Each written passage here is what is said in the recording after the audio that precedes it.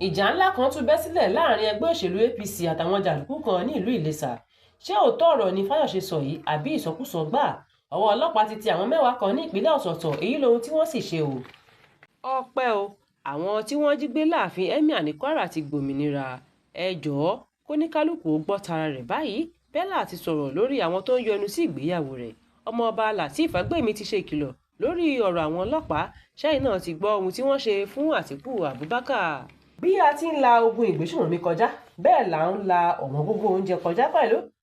Báwọn olórí tó bá wà lórí ipò tí ń gbé, bẹ́ẹ̀ ni wọ́n ń gbé jù sílẹ̀ tí kò sì sẹ́ni tó rí ojútùú sí ìṣòro tá à ń kojú lórílẹ̀‐èdè Nàìjíríà yìí. Láìpẹ́ yìí ni iná mọ̀nàmọ́ná náà tún ṣe ségesège pẹ̀lú tí kò sì sí ọ̀nà àbáyọ kankan tí ìjọba fi ṣe sí i. Ohun tí Fáyọ̀ṣe tó sọ lórí iná mọ̀nàmọ́ná èyí tó kọjá àfẹnusọ ọ̀rọ̀ náà sì ti ń fa awuyewuye púpọ̀ lórí ayélujára. Ohun tó sì sọ kò sẹ̀yìn bó ti ní àìsí iná mọ̀nàmọ́ná lálálẹ́ àti lóòrèkóòrè ló mú kí ọ̀pọ̀lọpọ̀ ọmọ Nàìjíríà máa bí wọn rẹpẹtẹ.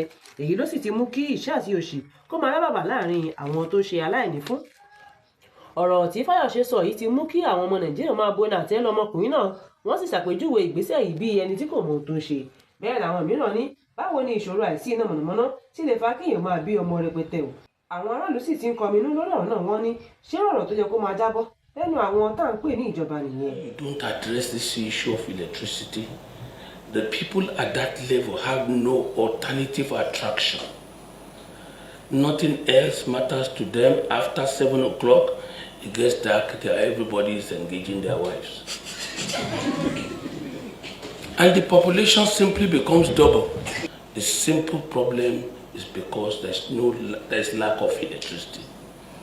People go to bed early. Their mind is simply prepared that, well, if this is the only available recreation, let me remain here. But when we address this electricity, there will be a nightlife.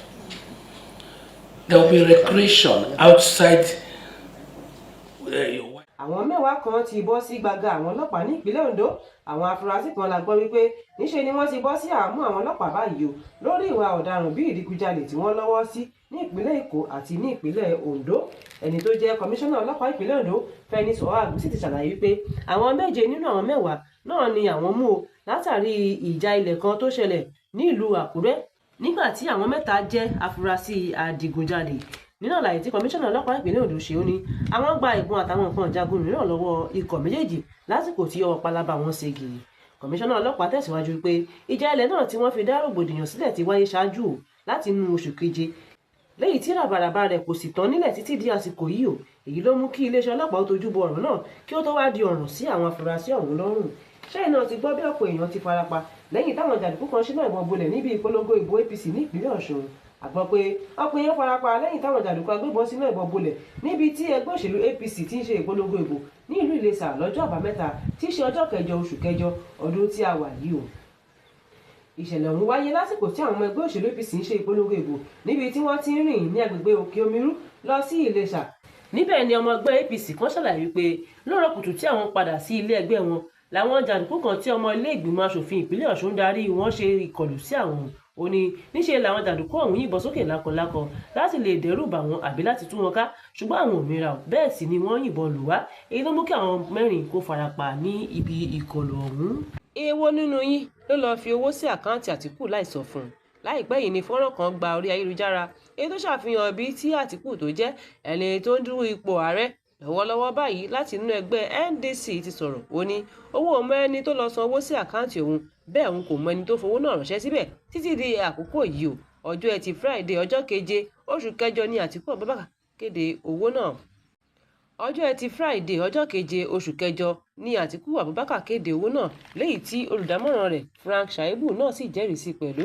Ní àlàyé tí olùdámọ̀ràn ṣe ó ní ìwádìí ṣàfihàn wípé ẹni tó súnmọ́ Àtíkù ló fi owó náà ránṣẹ́ nítorí tó kọ àkọlé kan sórí owó náà èyí tó ní dídá sí ìpolongo ìbò, ṣùgbọ́n wọn ò tí ì mọrúfẹ́ ẹni tó san owó náà wọlé àti pé àkáǹtì ọ̀hún kì í ṣe àkáǹtì tí gbogbo èèyàn mọ̀ nítorí àkáǹtì aládàáni òun ni ẹni náà san owó náà sí. Adájọ́ àgbà àti mínísítà fọ́rọ̀ ètò ìdájọ́ lórílẹ̀‐èdè Nàìjíríà Ọmọọba Lateef Fagbemi ti sọ pé kò sí nǹkan méjì tí ìjọba àpapọ̀ ń fojú sọ́nà fún bí kò ṣe ìlànà àgbékalẹ̀ ètò agbófinró tí kò ní tójúsàájú ẹnikẹ́ni láì ní ṣe pẹ̀lú ibi tí wọ́n ń gbé tàbí agbègbè tí wọ́n ti wá.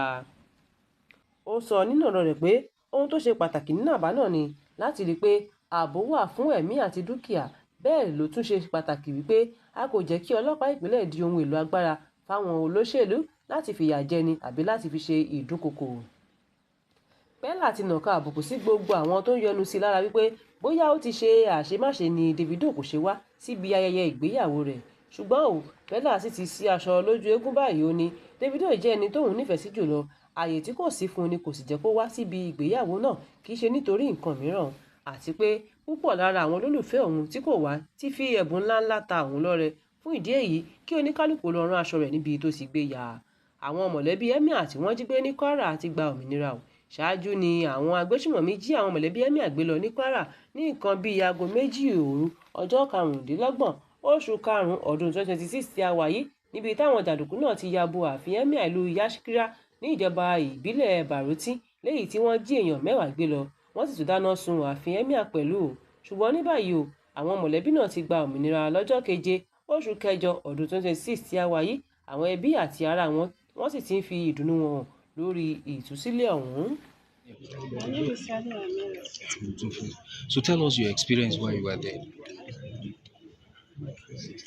Alhamdulillah, we thank God.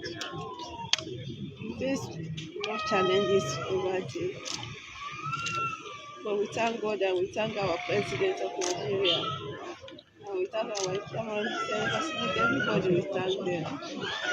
The kind of food that they are giving us over there.